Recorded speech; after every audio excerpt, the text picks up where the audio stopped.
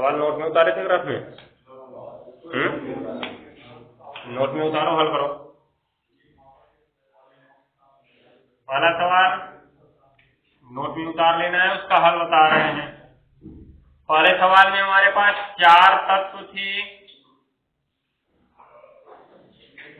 A B C और D, जिनका E0 RP दिया गया था। क्या दिया गया था जी? E0 RP क्या दिया गया था? कितना? 0.34, फिर 7, फिर 0.80। उसके बाद तो अभी ध्यान दो, हमसे पूछा गया था सक्रियता का घटता क्रम लिखो, तो इसलिए सक्रियता का कौन सा क्रम? घटता क्रम। सक्रियता कब घटती है? उसका E0 RP से क्या संबंध है सक्रियता का? E0 RP भी घटता है ना सक्रियता के साथ साथ, तो बराबर लिख दो E0 RP का घटता क्रम। घटता क्रम का मतलब जो सबसे बड़ा उसको सबसे पहले, जो उससे छोटा उसको उसके बाद, जो सबसे छोटा उसको सबसे बाद, ठीक है ना? तो सबसे पहला काम तो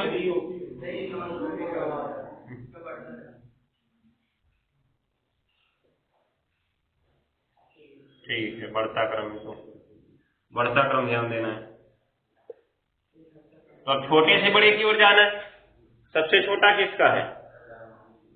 सबसे छोटा ये है ना, तो -3.04। उससे छोटा कौन है जी?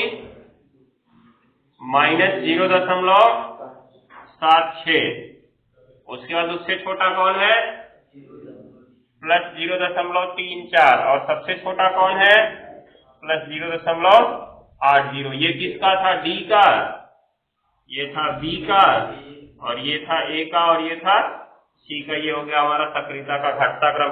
घटता क्रम बोला, तीर का मुंह याद रखना किसकी साइड में रहेगा, नहीं तो उल्टा पुल्टा करके देता है। ठीक है, 2 ऑप्शन सेम सेम रहेंगे, बस एक में घटता रहेगा एक में बढ़ता रहेगा, तो उल्टा हो जाएगा अगर ध्यान नहीं दिए तो। दूसरा वाला क्या था जी? नोट करो इसमें, उल्टा लिखे हैं।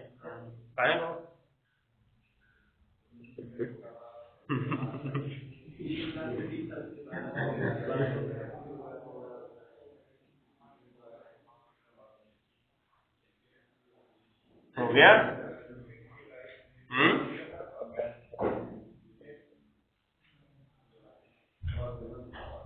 अब सही है।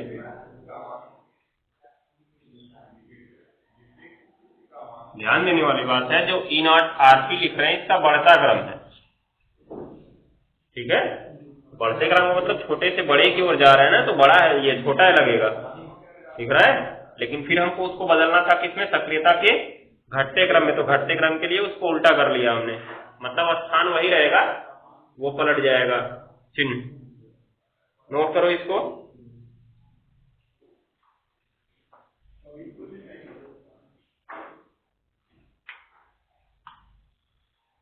जब E0 RP लिखे तो उसका बढ़ता क्रम है, ध्यान दिए रहना। उसके बाद सक्रियता का घटता क्रम है, क्योंकि इसमें उल्टा संबंध है।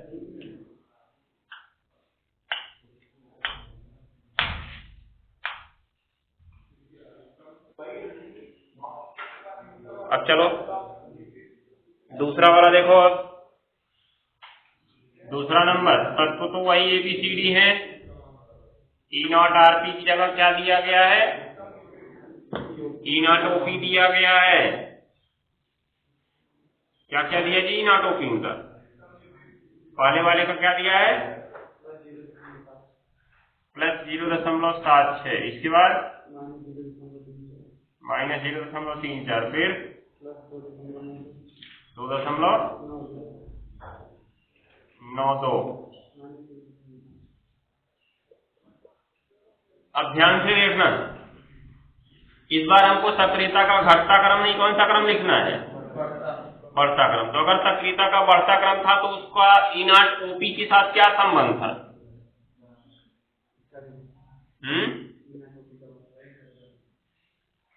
देख लो। हैं?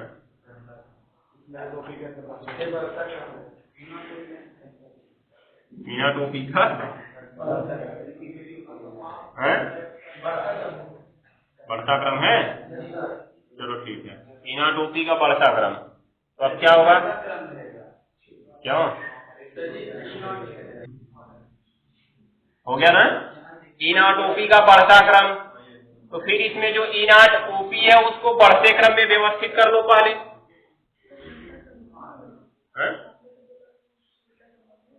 आरपी के साथ उल्टा, आरपी के साथ उल्टा संबंध है। आरपी का अगर घटता बोलेगा तो यहाँ बढ़ता रहेगा, ओपी के साथ सीधा है, यहाँ बढ़ता बोलेगा तो यहाँ बढ़ता ही रहेगा। अभी देखो आरपी वाला पीछे निकाले तो यहाँ घटता क्रम लिखे थे, तो यहाँ बढ़ता क्रम था। इस बार बढ़ता है तो दोनों का बढ़ता क्रम रहेगा। या तो चाहो तो इसमें परेशानी होती है तो ई नॉट ओपी को पहले ई नॉट आरपी में बदल दो, तब उसके बाद वही नियम पे चलो, अपना पुराने नियम पे कि घटता क्रम बोला था तो बढ़ता क्रम इधर लिखेंगे, बढ़ता क्रम बोला था तो कौन सा लिखेंगे? घटता क्रम लिखेंगे। वो ई नॉट आरपी के साथ था, ई नॉट ओपी के साथ सीधा सीधा होता है। इसका बढ़ता क्रम तो ई नॉट ओपी का भी बढ़ता क्रम, इसका घटता क्रम तो ई नॉट ओपी का भी घटता क्रम। हो गया? चलो आगे देखते हैं। ई नॉट ओपी का बढ़ता क्रम कौन सा होगा? बढ़ता क्रम सबसे छोटा कौन है इसमें? ये वाला है ना, -1.50 सबसे छोटा है। उसके बड़ा कौन है? -0.34। जो सबसे ज्यादा माइनस में होता है वही सबसे छोटा होता है, याद रखे रहना। उसके बाद प्लस में 0.76, फिर ये वाला 2.92। तो हमको तो यहाँ भी बढ़ता क्रम ही लिखना है ना, ठीक है? तो इस बार तीर उधर की साइड में आ जाएगी। क्या होगा? डी। डी से ज्यादा कौन होगा? बी। उससे ज्यादा ए, उससे ज्यादा सी। हमारा आंसर हो जाएगा। नोट करो, नोट कर लो। 2 सवाल हो गया तुम्हारा। एक ईआरपी से संबंधित ये क्रम, ये वाला क्यों?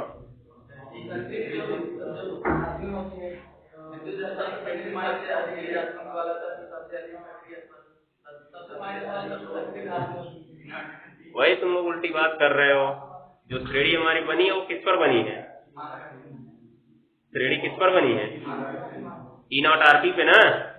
ध्यान देना, उसके ऊपर लिखवाया गया कॉलम में मानक अपचयन विभव ई नॉट आरपी लिखवाया गया है। जो श्रेणी हमारी बनी है उसकी व्याख्या ई नॉट आरपी के आधार पे किए हैं, अर्थात जिसका ई नॉट आरपी सबसे अधिक ऋणात्मक होगा वो सबसे ज्यादा सक्रिय होगी। कल वाले पॉइंट में देखो क्या लिखवाए हैं, कल वाले पॉइंट में देखो, मतलब कल जब इसको लिखवाया ना सक्रियता के निर्धारण में, तो इसमें लिखवाए होंगे कुछ, ध्यान से पढ़ो नीचे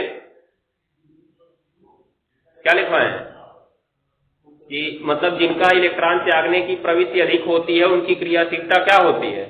अधिक होती है, अर्थात उनका मानक कौन सा अपचयन विभव क्या होता है? अधिक ऋणात्मक होता है, या मानक ऑक्सीकरण विभव अधिक धनात्मक होता है। ठीक है, ध्यान देना, क्रियाशील कौन होगी? जिसका ई नॉट आरपी अधिक ऋणात्मक होगा। याद रखे रहो, क्रियाशील कौन होगी? जिसका ई नॉट आरपी अधिक ऋणात्मक होगा और ई नॉट ओपी अधिक धनात्मक होगा। समझ रहे हो कि नहीं समझ रहे हो? हमारा श्रेणी जो बनी है वो ई नॉट आरपी पे बनी है, इसलिए हम लोग सारा काम ई नॉट आरपी पे करना जानते हैं। समझ गया? मतलब जो नियम हम सामान्य रूप से पढ़ रहे हैं वो ई नॉट आरपी पे पढ़ रहे हैं, लेकिन यह सवाल में क्या दिया है? ई नॉट ओपी दिया है। तो अगर इस पे तुमको कंफ्यूजन हो रही है ई नॉट ओपी पे समझने में, तो इसको तुरंत तुम पहले ई नॉट आरपी में बदल लो। परेशानी क्या है? देखो यहाँ पे हम इसको कर देते हैं, ई नॉट ओपी दिया है ना, तो हम कर देते हैं या ई नॉट आरपी बराबर, ध्यान से देखना, कुछ करने की जरूरत नहीं है, दूसरा नियम मत पढ़ो, ई नॉट आरपी निकाल दो इसका। अगर ये प्लस है तो यहाँ क्या होगा? -0.7, भी देखना क्रम वही आएगा। उसके बाद माइनस से ये क्या हो जाएगा? +0.34। उसके बाद क्या आएगा? -2.92। उसके बाद क्या आएगा जी? +1.50। तो अब हमारे हिसाब से भी तो यहाँ सी सबसे ज्यादा क्रियाशील था, है कि नहीं है? और अगर ई नॉट आरपी के आधार पर देखें तो जिसका सबसे अधिक ऋणात्मक होगा वही तो सबसे अधिक क्रियाशील होगी। इन बताओ चारों में सबसे अधिक ऋणात्मक किसका है? -2.92 अर्थात सी का ही है ना, बात वही है, क्योंकि E not OP E not RP का ठीक उल्टा चिन्ह वाला होता है। कैसा चिन्ह होता है? ठीक उल्टा चिन्ह, अर्थात ई नॉट आरपी जितना अधिक ऋणात्मक होगा, ई नॉट ओपी उतना ही अधिक क्या होगा? धनात्मक होगा। इसीलिए यहाँ पे हमको उल्टा दिखता है। समझ गए? उल्टा नहीं है, वो है वही चीज। क्यों वही चीज है? क्योंकि हम लोग इसको किसके क्रम पर लिखे हैं? ई नॉट ओपी के क्रम पर लिखे हैं, और जबकि पिछला सवाल हमारा किस क्रम पर था? ई नॉट आरपी पर था।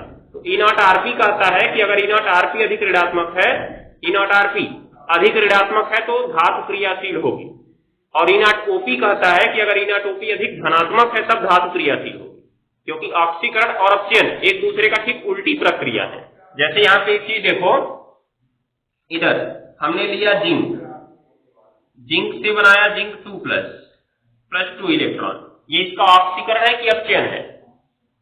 ऑक्सीकरण है ना, तो इसका ई नॉट ओपी लिखोगे। क्या लिखोगे? ई नॉट ओपी, जो कि होगा प्लस चिन्ह में, +0.76, और जब इसका हम अपचयन वाली अभिक्रिया लिखेंगे Zn2++2 इलेक्ट्रॉन। तो अभी देखो हम पलट रहे हैं ना पक्ष को, तो पलटने का मतलब जब ये पलटा तो ये भी तो इसके साथ इधर चला आया, तो जब ये इसके साथ इधर चला आया तो मान लो हमने लिखा प्लस ई नॉट ओपी बराबर +0 कितना 7 तीर के बाद केवल क्या बचा? Zn। अगर हम इसको उधर लेके जाएंगे तो ये किस चिन्ह में हो जाएगा?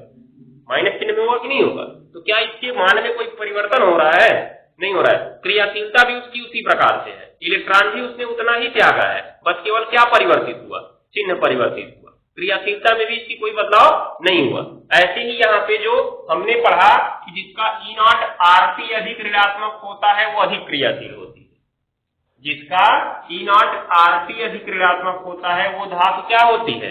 अधिक क्रियाशील होती है। तो हमको जब ई नॉट ओपी की चर्चा करेंगे तो इसका ठीक उल्टा पढ़ना पड़ेगा, क्योंकि इसका ठीक उल्टा है ना ऑप्शन, ध्यान दिए रहना। अगर हम ई नॉट ओपी के बारे में चर्चा करना चाहते हैं तो हमने कहा था कि जिसका ई नॉट आरपी अधिक ऋणात्मक है वो क्रियाशील है ना? इसमें कहेंगे जिसका ई नॉट ओपी अधिक धनात्मक है वो क्रियाशील है, जिसका ई नॉट ओपी अधिक धनात्मक है वो क्रियाशील है। ये याद रखे रहना, हो जाएगा। अभी जो श्रेणी हमारी बनी थी कुछ इस प्रकार से थी, -3.04, -2.92, उसके बाद शायद -2.90, फिर -2.89, फिर -2.87, फिर -2.37, ऐसा कुछ आया था ना। ये सब क्या था? ई नॉट आरपी था, और हमारा क्रम क्या बना था? लिथियम, उसके बाद lithium, potassium, barium, strontium, calcium, sodium, कुछ इस प्रकार से था ना। तो अभी ध्यान देने वाली बात है, अगर हम यही इनका ई नॉट ओपी लिख दें, क्या लिख दें? ई नॉट ओपी, तो सबका चिन्ह बदल जाएगा ना, +3.04, उसके बाद +2.92, +2.90, +2.89, +2.87, -2.37। तो अभी जब देखो ई नॉट आरपी के परिप्रेक्ष्य में चर्चा करोगे तो लिथियम सबसे अधिक क्रियाशील है। क्यों लिथियम सबसे अधिक क्रियाशील है? क्योंकि इसका ई नॉट आरपी सर्वाधिक ऋणात्मक है। क्या है? सर्वाधिक ऋणात्मक। इसी प्रकार जब हम ई नॉट ओपी के परिप्रेक्ष्य में चर्चा करें तभी तो लिथियम उतना ही क्रियाशील है, उसकी क्रियाशीलता में तो कोई बदलाव आया नहीं। लेकिन अब क्या कहेंगे कि लिथियम अधिक क्रियाशील है क्योंकि इसका ई नॉट ओपी सर्वाधिक धनात्मक है, मतलब इसमें हाईली निगेटिव होना चाहिए, इसमें हाईली पॉजिटिव होना चाहिए। याद रखे रहना, सर्वाधिक ऋणात्मक सर्वाधिक धनात्मक हो जाएगा, क्योंकि धातुओं का काम होता है ऑक्सीकृत होना। क्या होना? ऑक्सीकृत होना। और जबकि हम यहाँ पे सारा काम अपचयन पे कर रहे हैं, इसलिए उनका चिन्ह माइनस आता जाता है। समझ गए? याद रखे रहना। अभी वो धातुओं का काम हो जाता कि अपचयन करना, तब सारे के सारे चिन्ह कैसे आए होते? पहले से ही धनात्मक आए होते। हो जाएगा। अधातुओं के लिए, अधातुओं का मुख्य काम होता है अपचयन, अपचयित होना, ठीक है? तो इसीलिए उनका पहले से ही पॉजिटिव आता है। अधातुओं वाली श्रेणी नहीं बनवाए हैं, नहीं तो उसमें सबका पहले से ही पॉजिटिव दिखता है, मतलब पहले से ही सबका प्लस में दिखता। तो नोट कर लो इसको, ये वाला, ठीक है। चलो, तो ये वाला क्रम छाप लो, तुम्हें इसमें कोई परेशानी नहीं होनी चाहिए, याद रखे रहना इसको। बस वही जो काली पेन से नीचे सूत्र की तरह लिखवाए थे ना, बस उसी के याद कर लो, उससे तुम्हारा काम हो जाएगा। और चिन्ह की चर्चा करते समय ध्यान दे लेना किसका बात कर रहे हो, ई नॉट ओपी की बात कर रहे हो कि ई नॉट आरपी की बात कर रहे हो। अगर ई नॉट आरपी की बात कर रहे हो तो हाईली निगेटिव जो होगा वो सबसे अधिक क्रियाशील होगा। ई नॉट ओपी की बात कर रहे हो, हाईली पॉजिटिव जो होगा वो सबसे ज्यादा क्रियाशील होगा। हो जाएगा ना, मतलब ऑक्सीकरण वाले में पॉजिटिव देखना है और अपचयन वाले में निगेटिव देखना है। हो जाएगा, तो नोट कर लो इसको, आगे बढ़ते हैं। देखो ये वाली लाइन नोट करना है, ये वाली, उसके बाद ये वाली लाइन, ये वाली लाइन। अगर ये वाली से समझने में परेशानी हो रहा है तुमको तो इसको ई नॉट आरपी निकालनी है। ई नॉट आरपी से यहाँ पे ई नॉट आरपी वाला क्रम पढ़ लो। ई नॉट आरपी का कौन सा क्रम बनेगा, सक्रियता का बढ़ता क्रम बोला है ना, तो ई नॉट आरपी के साथ उसका उल्टा संबंध है। तो सक्रियता का बढ़ता बोला तो ई नॉट आरपी का घटता क्रम लिखना तुम लोग, लेकिन हम यहाँ पे ई नॉट ओपी का ही लिखे हैं, इसलिए ई नॉट ओपी का कौन सा क्रम लिखेंगे, बढ़ता क्रम ही लिखेंगे, सीधा संबंध होता है इसके साथ। वही जो काली पेन से लिखना है बस उसी को रट लो, उसी के अंदर व्यवस्थित कर दो, हो जाएगा।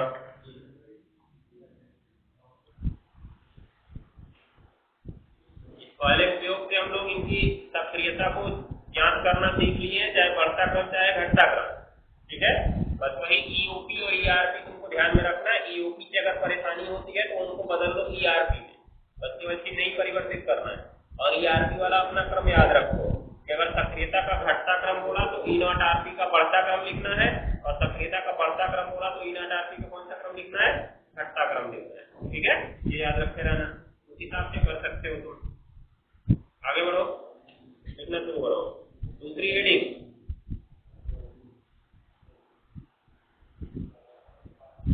धातुओं के द्वारा धातु आयनों का विस्थापन। धातुओं के द्वारा धातु आयनों का विस्थापन।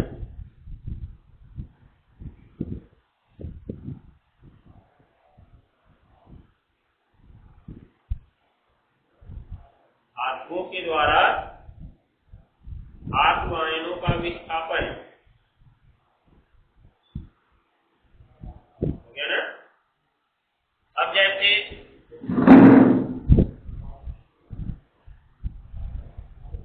हम एक रिएक्शन लिखते हैं,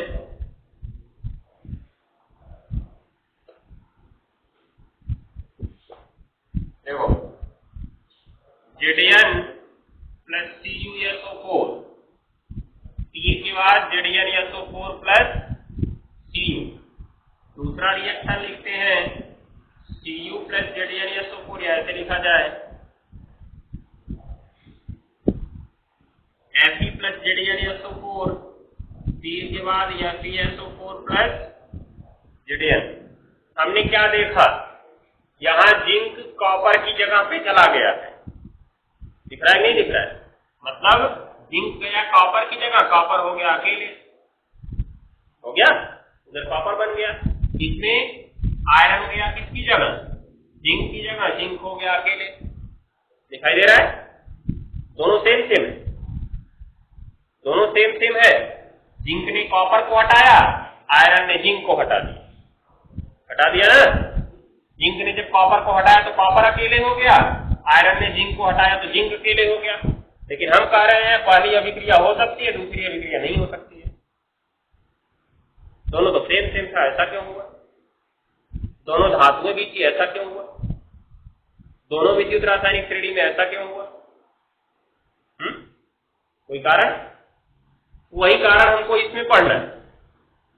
हेडिंग कहती है धातुओं के द्वारा धातु आयनों का विस्थापन।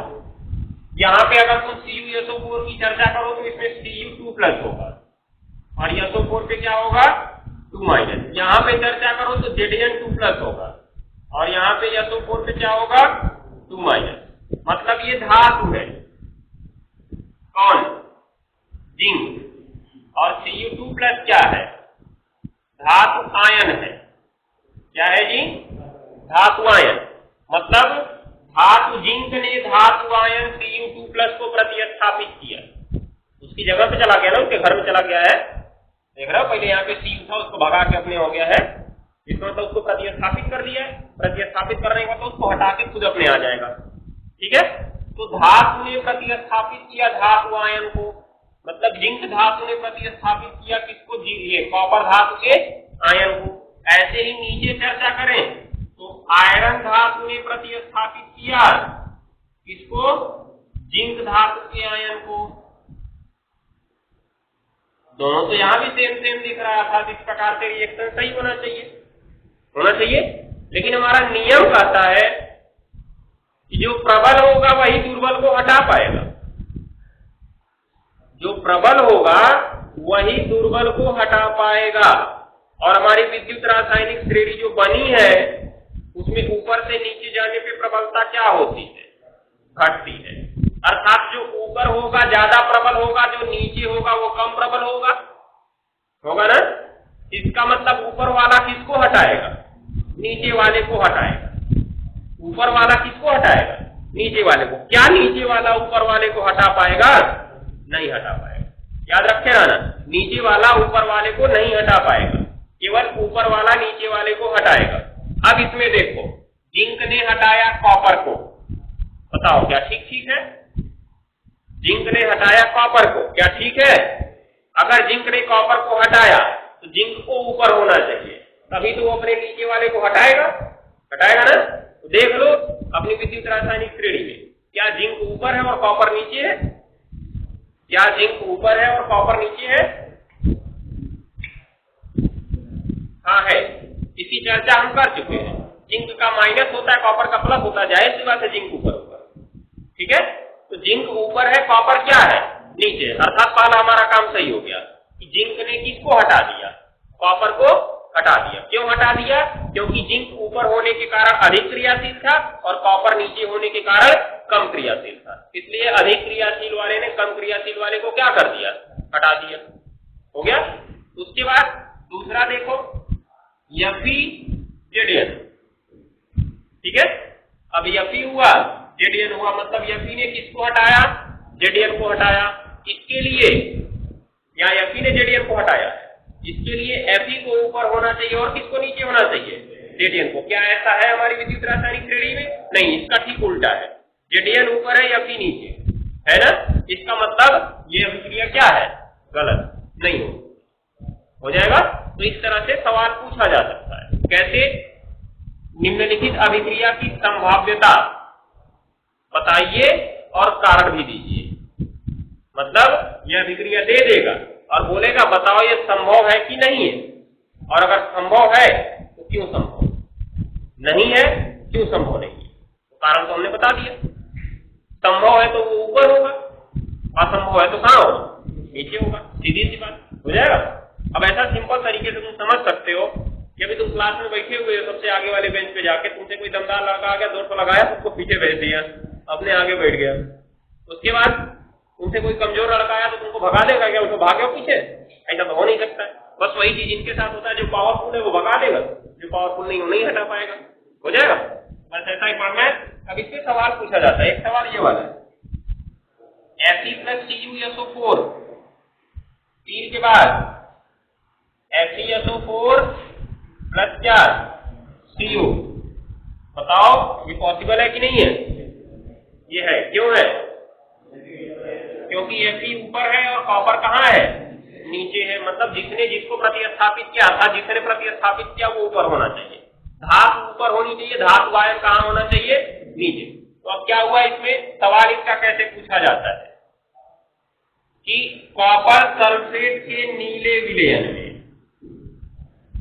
लोहे की कील डालने पर विलयन का रंग बदल जाता है। क्या हो जाता है, विलयन का रंग बदल जाता है। क्यों, तो इसका जो नीला रंग था वो किसके कारण था, Cu2+ के कारण था, क्योंकि Cu2+ आयन नीले रंग का होता है। हो जाएगा। तो ये Cu2+ आयन नीले रंग का था। अब यहाँ पे है Cu2+ आयन नहीं, अब तो Cu2+ Cu के रूप में बदल चुका है ना, तो यहाँ से Cu2+ आयन समाप्त हो गया, इसलिए विलयन का रंग क्या हो जाता है, बदल जाता है। तो हम क्या कहेंगे कि चूंकि विद्युत रासायनिक श्रेणी में लोहा अर्थात Fe, लोहा अर्थात Fe कॉपर से ऊपर है, इसलिए अधिक क्रियाशील है। अतः यह Cu2+ को उसके विलयन से क्या कर देता है, विस्थापित कर देता है, इसलिए विलयन का रंग क्या हो जाता है, बदल जाता है। हो जाएगा। ऐसा कारण पूछा गया है, ये लगभग हर साल किसी न किसी सेट में जरूर पूछ लिया जाता है। ये फिक्स क्वेश्चन है विद्युत रासायनिक श्रेणी, समझ गए। और ऐसे ही अन्य का देके पूछ सकता है रिएक्शन। हो जाएगा। तो लिख लो इसमें फटाक से। कहां तक लिखे, विस्थापन, इसके अंदर लिखो विद्युत रासायनिक श्रेणी में,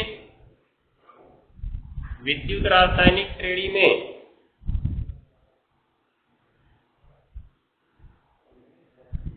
विद्युत रासायनिक श्रेणी में आगे काली पेन से लिख रहे ना, ऊपर स्थित धातु, विद्युत रासायनिक श्रेणी में ऊपर स्थित धातु, ऊपर स्थित धातु हो गया, अपने से नीचे स्थित, अपने से नीचे स्थित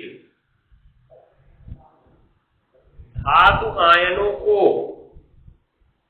अपने से नीचे स्थित धातु आयनों को, अपने से नीचे स्थित धातु आयनों को, हो गया, उनके विलयन से, उनके विलयन से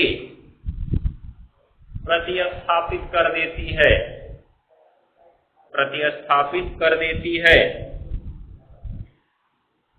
प्रतिस्थापित कर देती है। तो बस यही हमको याद रखना है कि जो ऊपर है वो धातु होगी और जो नीचे है वो क्या होगा, धातु आयन होगा। याद रखते रहना, मतलब जो धातु है वो ऊपर होगी, जो धातु आयन है वो नीचे होगी, तभी प्रतिस्थापन होगा, अन्यथा नहीं होगा। हो जाएगा ना। कहां तक लिखे, प्रतिस्थापित कर देती है, क्योंकि नीली पेन से लिख लेना आप, क्योंकि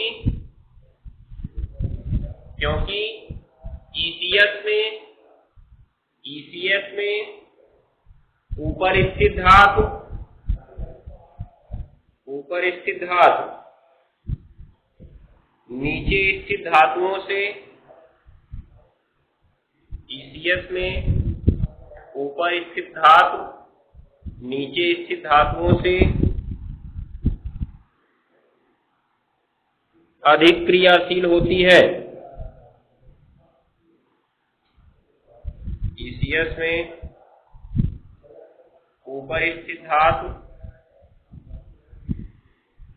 नीचे स्थित धातुओं से अधिक क्रियाशील होती है। हो गया ना, ये चीज को याद रखना है। चलो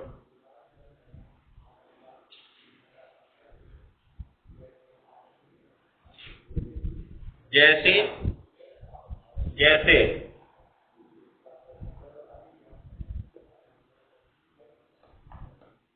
हो गया, कॉपर सल्फेट,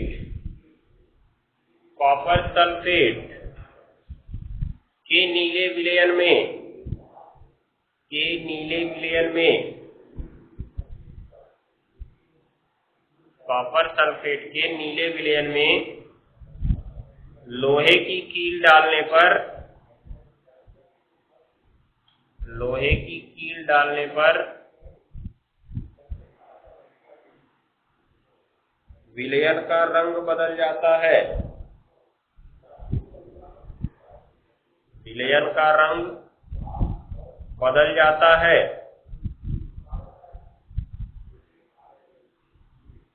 क्योंकि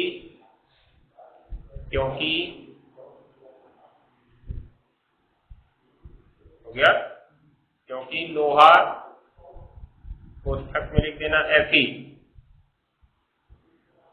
क्योंकि लोहा कोष्ठक में Fe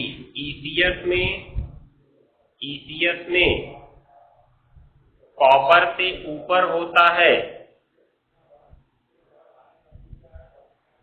कॉपर से ऊपर होता है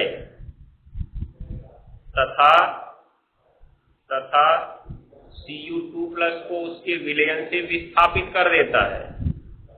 Cu2+ को उसके विलयन से